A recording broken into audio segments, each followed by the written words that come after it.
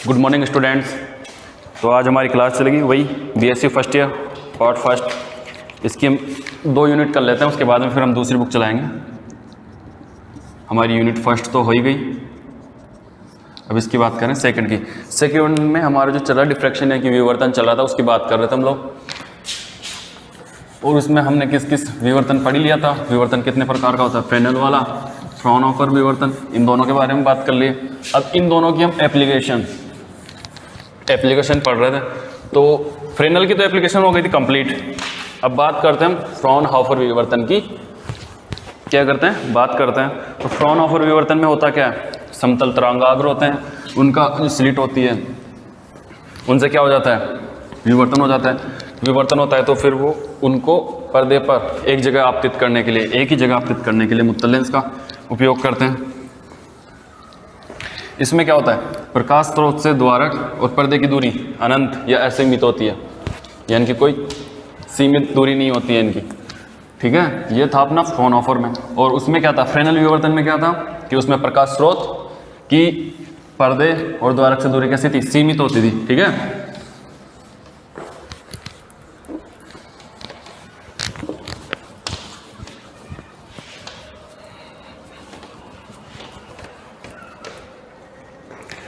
पर्दे से दूरी कैसी होती थी, सीमित होती थी। तो आज हम बात करेंगे हमारे फ्राउनहोफर विवर्तन के अंदर एक एप्लीकेशन है, मतलब इसकी एप्लीकेशन है फ्राउनहोफर विवर्तन की, उनके बारे में बात करते हैं। एकल छिद्र के कारण क्या करेंगे हम, फ्राउनहोफर विवर्तन।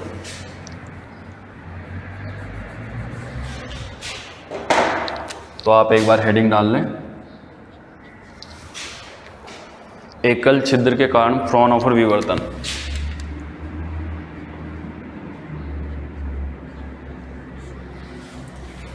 अब बात करते हैं हम एकल छिद्र। डायग्राम बना लें, पहले एक बार ये लिख लें, उसके बाद में डायग्राम बनाएंगे। एकल छिद्र के कारण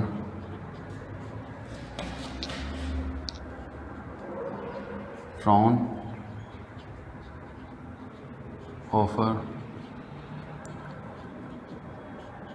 विवर्तन। एकल छिद्र के कारण फ्राउनहोफर विवर्तन, इसमें क्या होता है, सबसे पहले तो ये ले लेते हैं अपना द्वारक, ये ले लिया।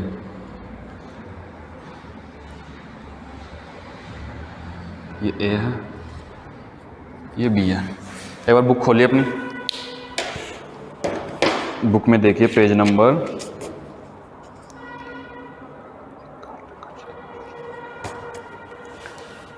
1। एकल रेखा छिद्र, यहां पे क्या करना है आपको, रेखा छिद्र। एकल रेखा छिद्र के कारण फ्राउनहोफर विवर्तन। कितने पेज नंबर, 4.2, पेज नंबर 4.2।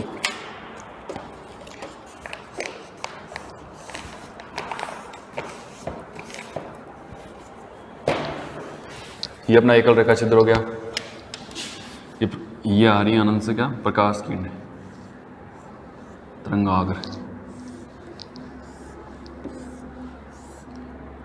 क्या हो गई है, तरंगाग्र।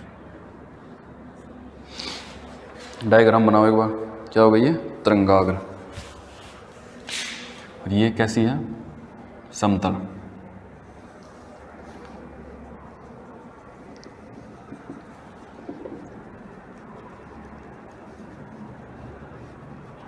इनको नाम दे दो ओमेगा, ओमेगा डैश। ये आ रही है। और हमें पता ही है फ्रेनेल में तो क्या होता है, फ्रेनेल वाला विवर्तन था, उसमें जो तरंगाग्र कैसे होते हैं, बेलनाकार व गोलीय। इसमें क्या होते हैं, तरंगाग्र समतल होते हैं। ठीक है, समझ गए।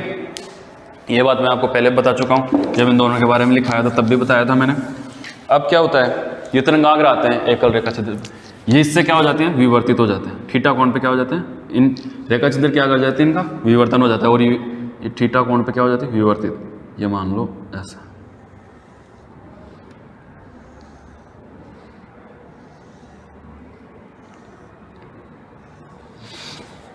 जैसे इनका क्या हो रहा है, विवर्तन हो रहा है।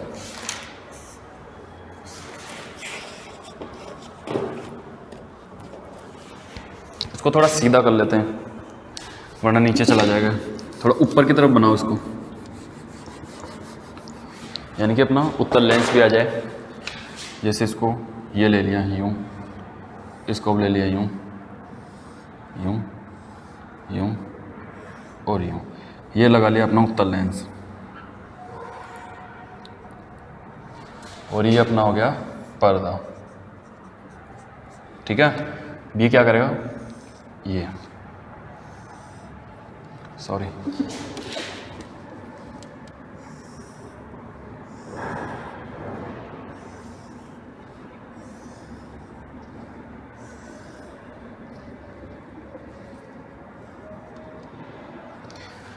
ये क्या करेगा,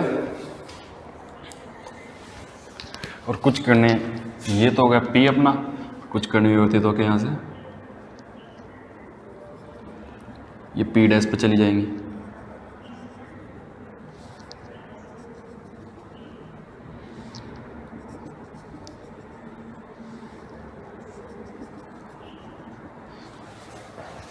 ठीक है,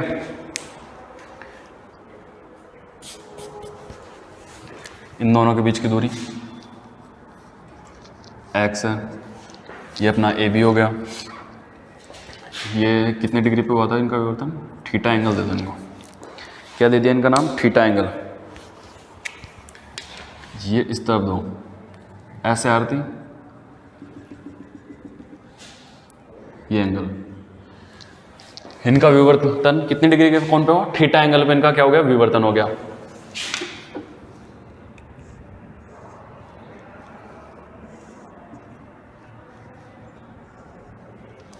क्या हो गया, विवर्तन हो गया।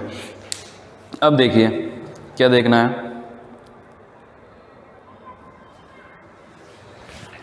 ए और बी के बीच की दूरी क्या मान लेते हैं हम, ई मान लेते हैं। ठीक है, अब देखिए अपनी बुक है ना 4.2 खोलिए,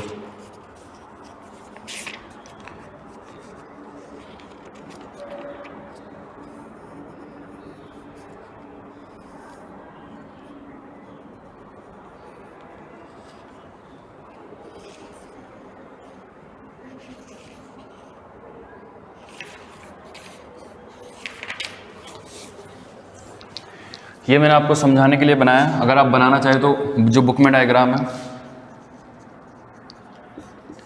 वो भी बना सकते हैं, लेकिन व्याख्या वही करनी है जो मैं कराऊँ। सिर्फ समझने के लिए अगर आप डायग्राम बनाना चाहें तो वो बना सकते हैं। इसमें क्या होता है देखिए एक बार,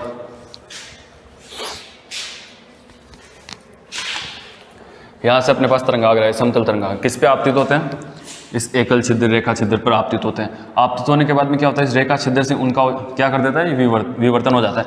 और ये विवर्तित तरंगाग्र कहाँ जाते हैं, इस दिशा में जाते हैं। इस डायरेक्शन में जाने के लिए हम क्या करते हैं, इनको एक ही बिंदु पर, ये यानी कि पी, इनको एक ही बिंदु पर लाने के लिए हम क्या करते हैं, यहाँ पे एक उत्तल लेंस का प्रयोग करते हैं। और वो क्या होगा, जो सारी जो ये अपनी तरंगाग्र है उनको इकट्ठा करके कहाँ डाल देगा, यहीं पे एक बिंदु पे ले आएगा और उनसे ये जो एक आभासी प्रतिबिंब बनेगा जो कौन सा होगा, पी डैश। ठीक है, ये अपनी तरंगाग्र आती है यूँ, इनका विवर्तन हुआ ये, तो जैसे मान लेते हैं ये सीधी जाती तो थीटा, इसलिए हमने थीटा एंगल माना,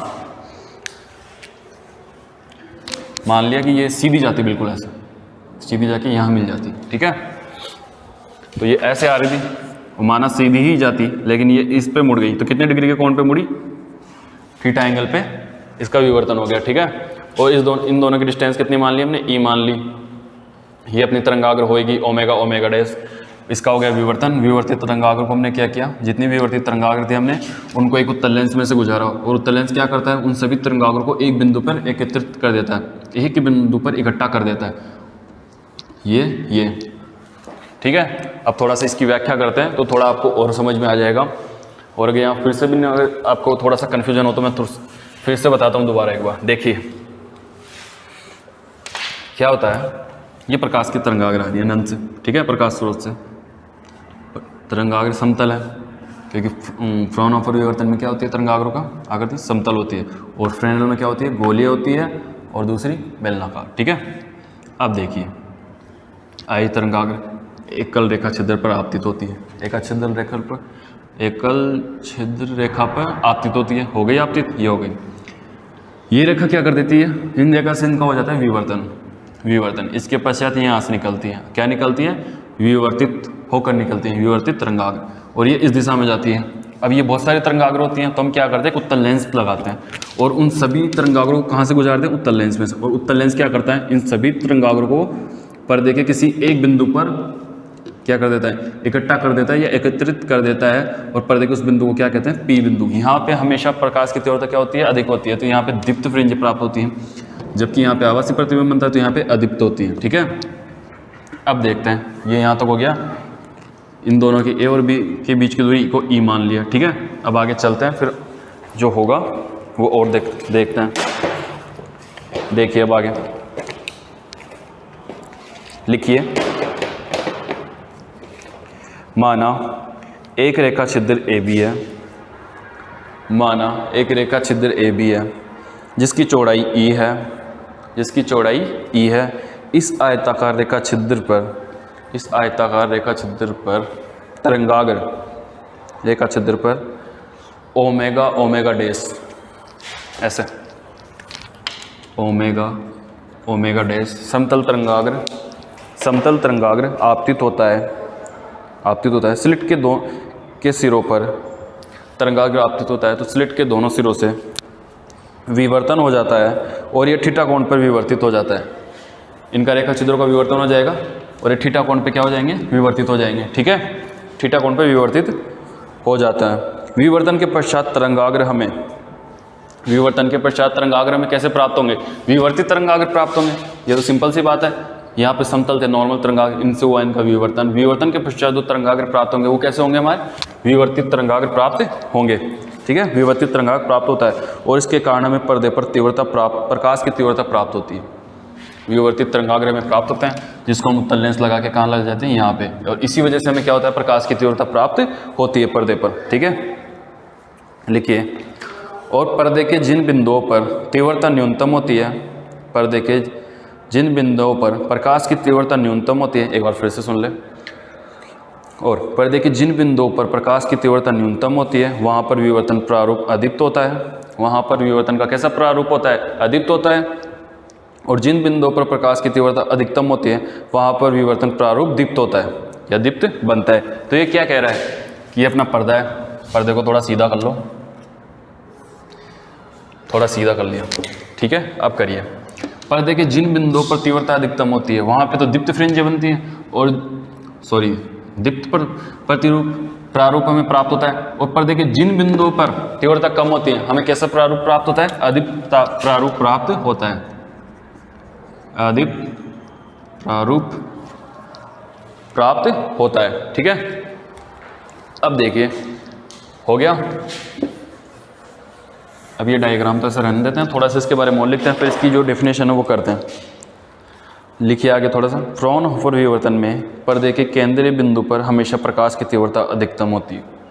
ये अपने केंद्रीय बिंदु है P, इस पर प्रकाश की तीव्रता हमेशा कैसी होती है, अधिकतम होती है। और अगर प्रकाश की तीव्रता अधिकतम होगी तो विवर्तन प्रारूप हमें कैसा मिलेगा, दीप्त मिलेगा,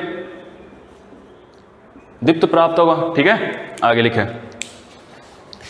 जिसके कारण विवर्तन प्रारूप दीप्त प्राप्त होता है। अब हम AB स्लिट से उत्सर्जित प्रकाश के मध्य पथांतर का मान ज्ञात करने के लिए, लिखिए, अब हम AB, ये जो अपनी स्लिट है, इससे उत्सर्जित प्रकाश के मध्य पथांतर का मान ज्ञात करने के लिए बिंदु A से BP रेखा पर एक लंब AK डालते हैं। बिंदु A से BP, ये रेखा है अपनी BP, एक लंब डालते हैं, ये लंब डाल दिया। ये थोड़ा ऐसे नहीं होगा,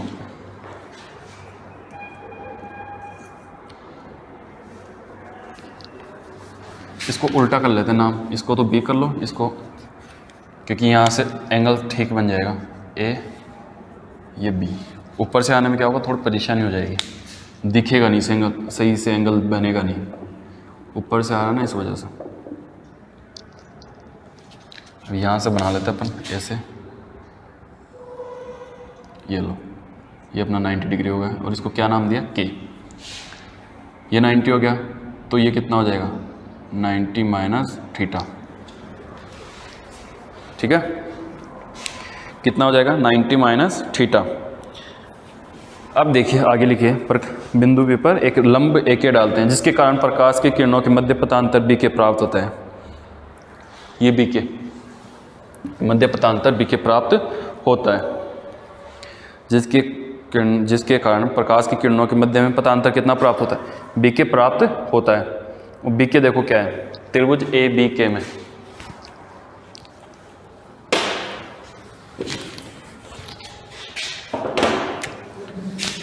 त्रिभुज ABK में साइन थीटा निकालिए। साइन थीटा इक्वल टू क्या हो जाएगा BK upon AB, BK upon AB। देखिए साइन थीटा LAL KKA लंब बटे कर्ण, तो लंब कितना है अपना ये रहा, ये इसको आधार मान लिया, ठीक है। इस चित्र को मैं ऐसे बना देता हूँ, उधर से हटा के एक बार दिख रहा है ना आपको, ये ऐसे सीधा कर देता हूँ, ऐसे ही तो ही, ठीक है। BK अपना लंब हो गया, ये लो ऐसे, ये वाली तो ये है A, ये है K और वो है B। ये अपना हो गया 90 डिग्री, ये हो गया 90 माइनस थीटा। AB के बीच की दूरी हो गई E, BK जो BK है ही, और ये अपना AK भी कोई डिस्टेंस है नहीं। तो देखिए लंब कितना है, लंब बटे कितना होता है कर्ण होता है, लंब कितना है BK और कर्ण कितना है इसका AB। लंब तो ये हो गया, कर्ण ये हो गया, आधार क्या हो गया इसका AK, ठीक है। समझ में आ गया? अगर फिर भी समझ में नहीं आया तो उस तरीके से डायग्राम बनाता है। इधर दिख रहा है ना आप लोगों को, ये ऐसा है, ऐसा थोड़ा ऊपर है और ये बिल्कुल लाइन है सीधी। ये अपना हो गया 90 डिग्री, ये हो गया 90 माइनस थीटा, ये K, ये B और ये A। अब इसको थोड़ा सीधा कर, ये ऐसा है सेम टू सेम, ऐसे कैसे, इसको ऐसा सीधा कर लेंगे, ये वाला तो हो जाएगा लंब यानी कि BK, जैसे ही सीधा करेंगे ये हो जाएगा कर्ण यानी कि AB, और ये हो जाएगा आधार यानी कि AK। दिख तो रहा है ना आप लोगों को यहाँ तक, दिख रहा, तो ये हो जाएगा क्या, ठीक है। अब समझ में आ गया आप लोगों को साइन थीटा कैसे निकाला, BK अपॉन AK कैसे किया। तो BK का मान कितना हो जाएगा, देखिए BK equal to AB sine theta. अब डायग्राम में कुछ दिख रहा है आप लोगों को, इसको ऐसे भी तो लिख सकते हैं, क्या है प्रकाश की किरणों के मध्य, प्रकाश की किरणें जा रही हैं उनके मध्य क्या है पथांतर है, और AB का मान कितना है अपने पास E sine theta, del equal to E sine theta. Equation number first दे दीजिए इसको, इक्वेशन नंबर फर्स्ट दे दीजिए। समीकरण 1 लिखिए उसमें, समीकरण 1 प्रकाश की किरणों के मध्य पथांतर को प्रदर्शित करती है। समीकरण 1 प्रकाश की किरणों के मध्य पथांतर को व्यक्त करती है या प्रदर्शित करती है। अब हम जानते हैं, वी नो डैट लिखिए,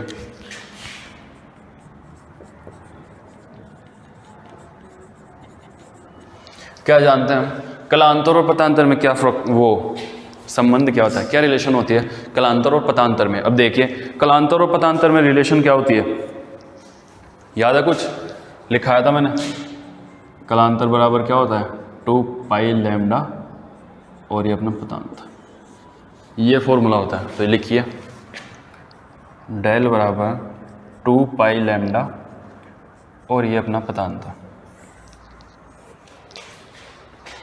हो गया। अब यहाँ पर डेल का मान लिख दीजिए, डेल का मान लिखेंगे तो हमें क्या प्राप्त होगा, पथांतर का मान लिखेंगे तो del equal to 2 pi lambda E sine theta प्राप्त हो गया। ये इसको दे दीजिए इक्वेशन नंबर 2 रिलेशन से, वी नो डैट यहाँ पे लिख दीजिए।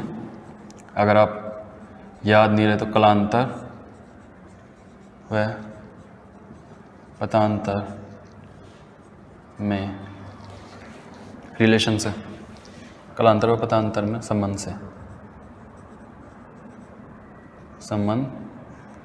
से ये हो गया आपके पास। ये होने के बाद में देखिए आगे लिखिए समीकरण 3 के बारे में लिखिए। समीकरण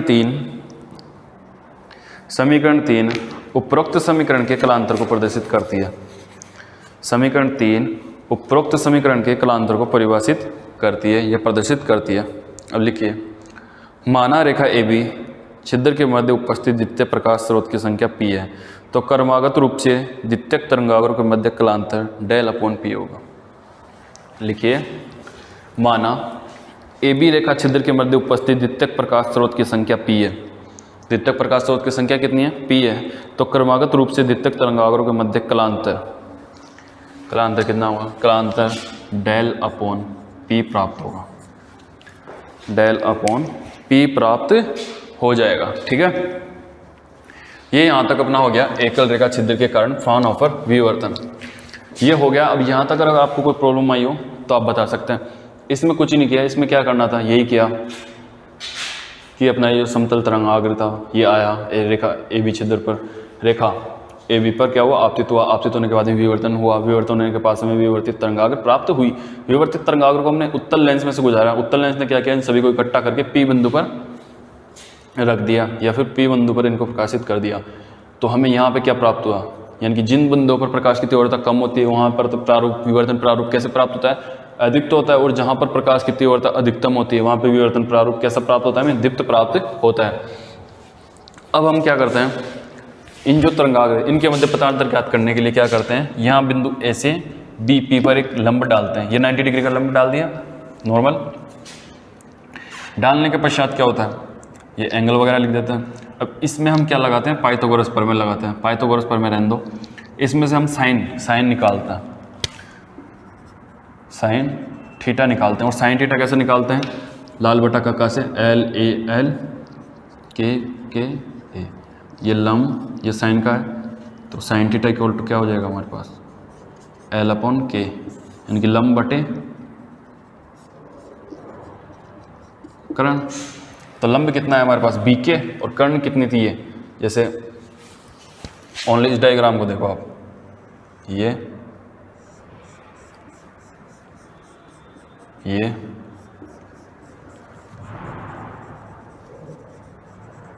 आप लोगों ने पहले उतार ही लिया डायग्राम, तो बस आपको समझाने के लिए कर देता हूँ मैं, थोड़ा सा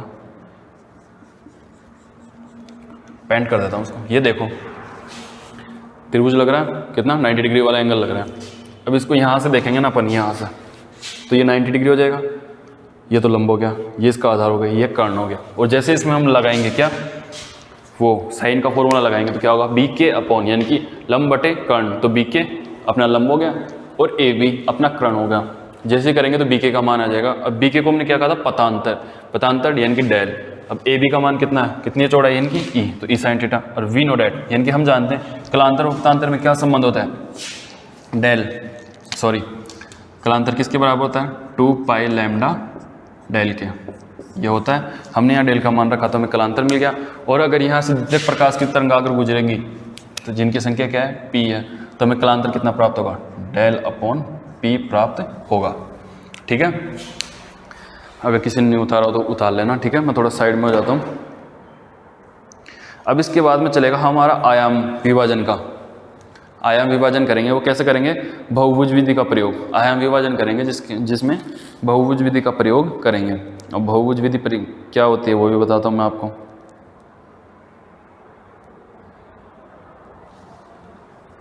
मिटा देता हूँ मैं आप लोगों के लिए।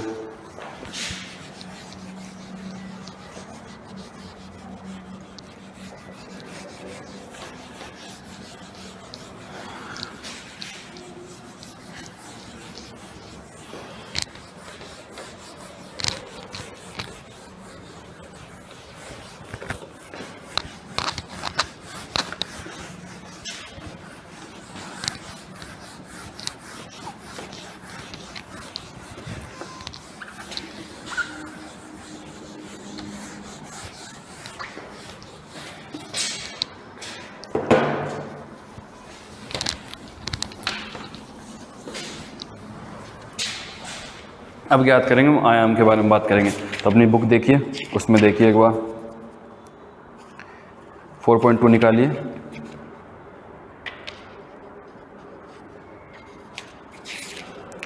उसमें देखिए ए आयाम की तरंग एन तरंगों के अध्यारोपण से किसी बिंदु पर परिणामी आयाम बहुभुज विधि, देखिए इसे ज्ञात करना। आयाम ज्ञात करेंगे तो कैसे ज्ञात करेंगे, एक बार डायग्राम से थोड़ा सा समझाता हूँ। जैसे ये है अपना प्रकाश स्रोत जा रहा है, ये अपना धारक है। तो इसमें क्या कर लेते हैं, इसको हम अनंत टुकड़ों में बांट लेते हैं। अनंत टुकड़ों में बांट लेंगे तो जिसको जैसे मान लिया छोटा टुकड़ा ये आ गया, तो ये कैसा होगा, समतल होगा। ये अपने आप में कैसा होगा, समतल होगा। जैसे यूँ है, यूँ, ये मेरा हाथ है, यूँ मैंने यहाँ से इसको थोड़ा सा काट लिया तो ये इतना सा आ गया, इतना सा आ गया, इतना सा, ये इतना सा, तो ये कितना होगा, ये समतल होगा ना। वैसे तो ये ऐसे कर्व था, लेकिन जैसे इसको छोटा सा कर लिया, अभी छोटे से को ऐसे लिख दिया मैंने, इसमें ना तो कोई बैंड है ना कोई घुमाव है, तो ये कैसे हो गया, समतल के रूप में प्राप्त होगा। तो हम यही करेंगे, इसमें क्या करेंगे, एक तरंगाग्र लेंगे, प्रकाश स्रोत से आएगा, द्वारक पे जाएगा, उसको हम छोटे छोटे अनंत किसमें भागों में बांट लेंगे, जिससे हमें क्या प्राप्त होगा, समतल तरंगाग्र प्राप्त होगा। और उसके बाद में हम आयाम को ज्ञात कर लेंगे। आज की क्लास में इतना ही है। अगर यहाँ तक आपको लोगों को कोई प्रॉब्लम आई हो तो आप कमेंट कर सकते हैं, आपकी प्रॉब्लम सोल्व कर दूंगा मैं, बाकी आप पढ़ें, ठीक है। नेक्स्ट वीडियो में देखते हैं बहुभुज के बारे में, ठीक है, आयाम ज्ञात करना। Thank you.